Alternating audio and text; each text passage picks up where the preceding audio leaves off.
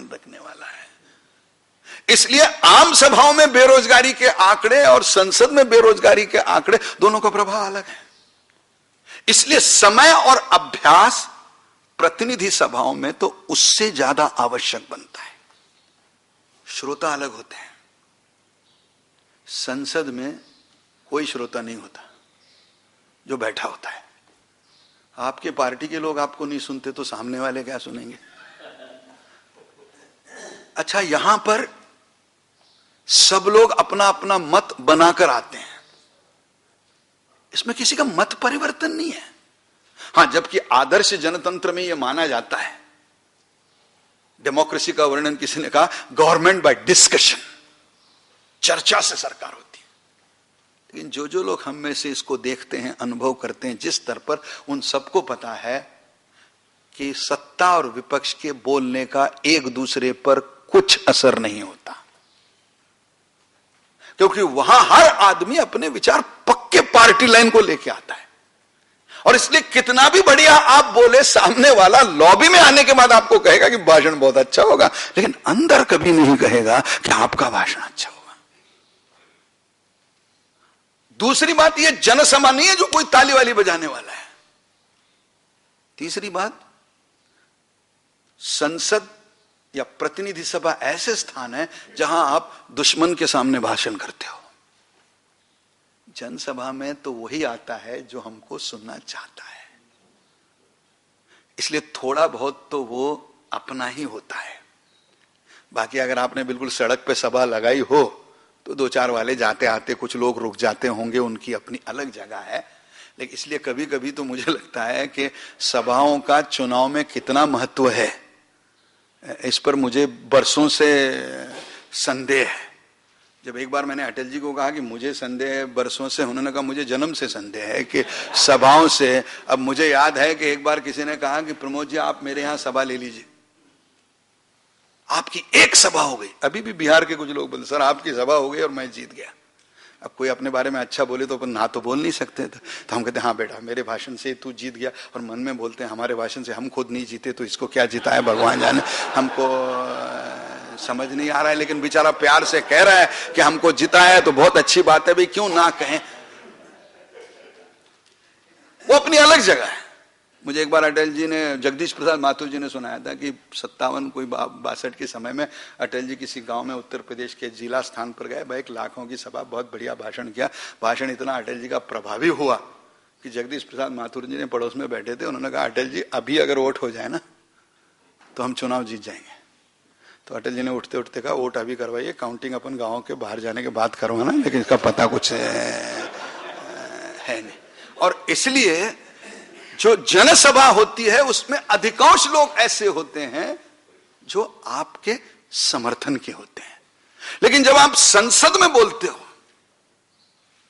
तो वहां उस आक्रामकता की आवश्यकता नहीं।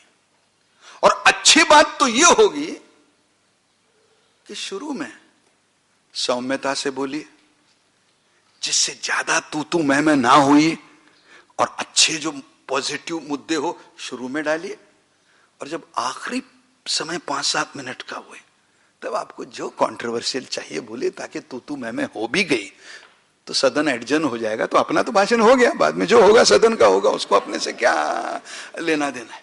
और इसलिए जनसभा में संवाद करना और संसद में संवाद करना, इसमें अंतर है। और सबसे बड़ा अंतर संसद में यह है कि संसद में सदस्यों के लिए कोई भाषण नहीं करता। संसद में हम भाषण करते हैं जनता के लिए, और वो जनता तक भाषण पहुंचता है ऊपर बैठे वाले पत्रकारों से। और इसलिए हमारा भाषण 9 मिनट का हो या 90 मिनट का, अगर पत्रकार उसमें से मुद्दा उठा नहीं पाए तो दूसरे दिन इतना ही आएगा, अटल जी, अडवाणी जी इत्यादि का भाषण हुआ। तो आप खुशी मनाइए कि ये जो इत्यादि है उसमें आपका भी नाम लिखा गया है, ये समझिए। बाकी अटल जी, अडवाणी जी तो बोल रहे थे, बाकी तो इत्यादि में तो हम आ ही गए। अब घर वालों को पता नहीं चलेगा कि ये इत्यादि आपके लिए लिखा है, इसलिए आप जाके बता सकते हो कि ये इत्यादि मेरे लिए है, ये इत्यादि। और लेकिन अगर आपके भाषण में कोई ऐसा 1 या 2 मुद्दे हों जो मुद्दे ढंग से समाचार पत्रों के लिए नए लगते हो, तो बड़े बड़े लोग बोलने के बाद भी आप अगर हटके अलग कोई अच्छा मुद्दा बोलो तो न को वो सामने वाले के दिल तक उतरेगा, वो दूसरे दिन समाचार पत्रों में छपेगा। ये देखें, जब वक्तृत्व बैठकों में करना है तो उसमें आप बिल्कुल अनौपचारिक रह सकते हो। बैठ के बोलिए, खड़े होकर बोलिए, उसमें स्पष्ट बोल सकते हो, स्नेह से बोल सकते हो, उसमें डरने की बात नहीं है। जनसभा हो, संसद हो, लोगों के सामने बोल रहे हो, प्रकाश में बोल रहे हो, यहां अपने घर में बोल रहे हो, तो घर में बोलना अलग है। और मेरे जीवन में, मैं नाम तो नहीं बताऊंगा, मुझे तो एक दो ही लोग ऐसे देश में याद आते हैं जो बैठकों में भी अच्छा बोलते हैं, संसद में भी अच्छा बोलते हैं, जनसभा में भी अच्छा बोलते हैं, जबकि ये बोलने के तीनों प्रकार अलग अलग हैं।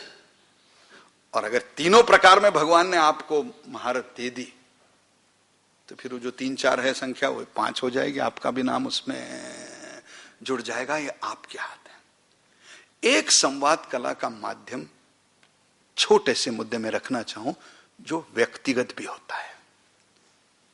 संवाद कला केवल ये नहीं है कि मैं आप जैसे समूह से बात कर रहा हूं या कल रामलीला मैदान पे खड़े होकर 50,000 लोगों के सामने बात करूंगा।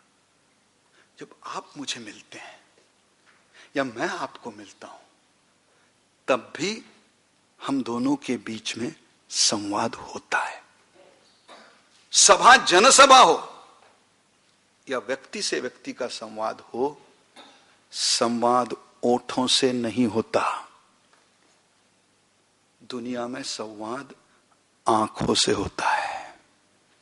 और कभी कभी अगर आंखों से ढंग का संवाद हो तो कभी कभार बोलने की भी आवश्यकता नहीं होती, बात एक दूसरे के समझ में आती है। और इसलिए जब आपको कोई मिलने आता है तो बहुत बार मैंने नेताओं की आदत देखी, और आप भी अपने अपने स्तर पे नेता ही है।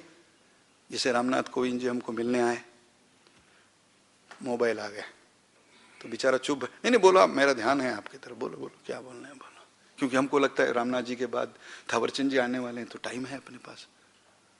तो पहले तो किसी के साथ बातचीत करते समय फोन पर बोलना, अखबार पढ़ना, कुछ लिखना, ये उस व्यक्ति का अपमान है। भले आपके पास 5 मिनट उसको देने हो, 5 मिनट उसको जब दोगे तो अब वो जो बोल रहा है उसकी आंखों में आंख डाल के सुनिए।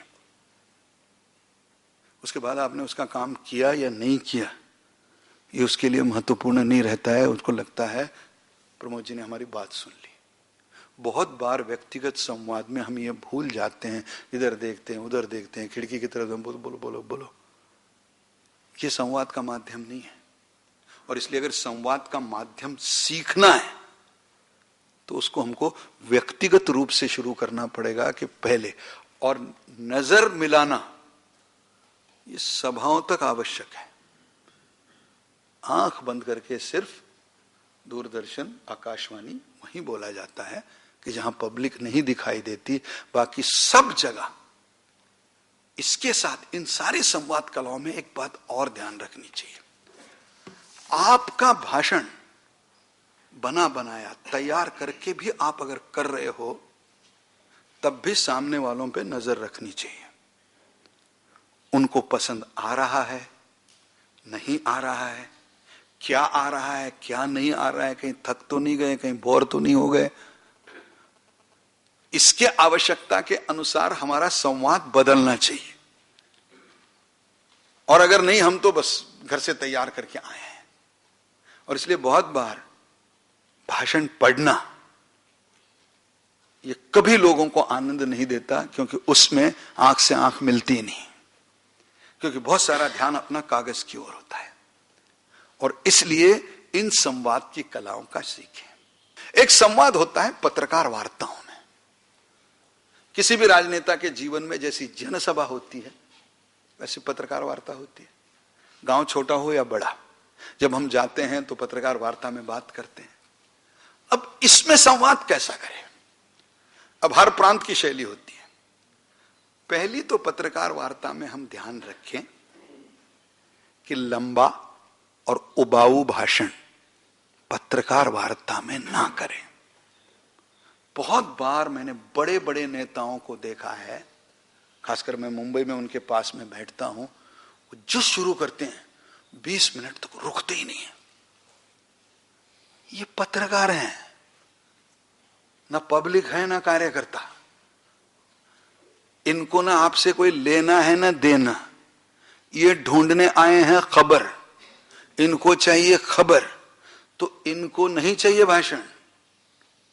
इसलिए जब पत्रकार वार्ता में बोलते हैं तो हमें इन्हें खबर देनी है, लंबा और उबाऊ भाषण नहीं। और अगर आपके पास खबर देने लायक मुद्दा हो तो 5 मिनट की पत्रकार वार्ता भी दूसरे दिन सुर्खियों में आ सकती है। और अगर आपके पास खबर देने लायक कुछ नहीं हो तो 50 मिनट के भाषण के बाद भी दूसरे दिन सिर्फ गाली ही पड़ती है और कुछ नहीं मिलता है। इसलिए कभी कभी मुझे लगता है कि जनसभा के लिए तैयारी कम हो चलती है, संसद में थोड़ी बहुत हो चलती है, लेकिन पत्रकार वार्ता में तैयारी करके जाना अत्यावश्यक है। पत्रकार वार्ता में हमको सोचना चाहिए कि 3, 4, 5, 3 से 5 मुद्दे मैं रखूंगा। कुछ भी, मेरी रजत जयंती मेरे जिले में कैसे होने वाली है, तो ये 5 मुद्दे हैं। नहीं तो हम अडवाणी जी का भाषण सुन के आए, वहीं शुरू कर दिया वहां कि ये गांव वाले थे नहीं तो इनको मैं बता दूं। पत्रकारों को उसमें रुचि नहीं है।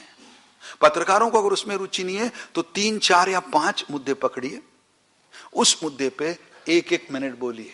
हम ऐसा कार्यक्रम करने वाले, ये करने वाले, ये करने वाले, ये करने वाले। मेरे हिसाब से अगर आप पूछो तो आदर्श पत्रकार वार्ता में जो पत्रकार वार्ता ले रहा है उसको 10 मिनट से ज्यादा बोलने की कभी भी आवश्यकता नहीं होनी चाहिए। 10 मिनट बहुत लंबा समय होता है। 10 मिनट का अगर वो दूसरे दिन छापेगा तो उसको आधा पन्ना खर्चा करना पड़ेगा। इतने मुद्दे आप 10 मिनट में रख सकते हो। उसके बाद उसी के साथ अगर हम लिखित वक्तव्य दे दे तो बहुत अच्छा, क्योंकि बहुत बार पत्रकार सब आते नहीं, कुछ कम आते हैं, तो इसमें अगर लिखित वक्तव्य भी चला जाए तो उसको याद भी नहीं करना पड़ता है। तीसरी बात, प्रश्नों के जब उत्तर देते हैं तो वो भी छोटे, जो पूछा है उससे जुड़े हुए प्रश्नों का भी उत्तर, प्रश्नों का ही उत्तर दें, उसमें भी लंबी बात ना कहें। और इसमें जुड़ी आखिरी और अंतिम बात, हर प्रश्न का उत्तर देना ये कोई कानूनी मजबूरी नहीं है। बहुत बार हम लोगों को लगता है कि पत्रकारों को यह संवैधानिक अधिकार है कि वो हमें कुछ भी पूछ सकते हैं और हमें जवाब देना ही चाहिए। ऐसा उनको कोई अधिकार नहीं है। एक नया माध्यम संवाद में आया है जो 8-10 साल पहले इतना बड़ा नहीं था जितना आज बना है, और वह है टेलीविजन। 10 साल पहले अगर आप सफर करते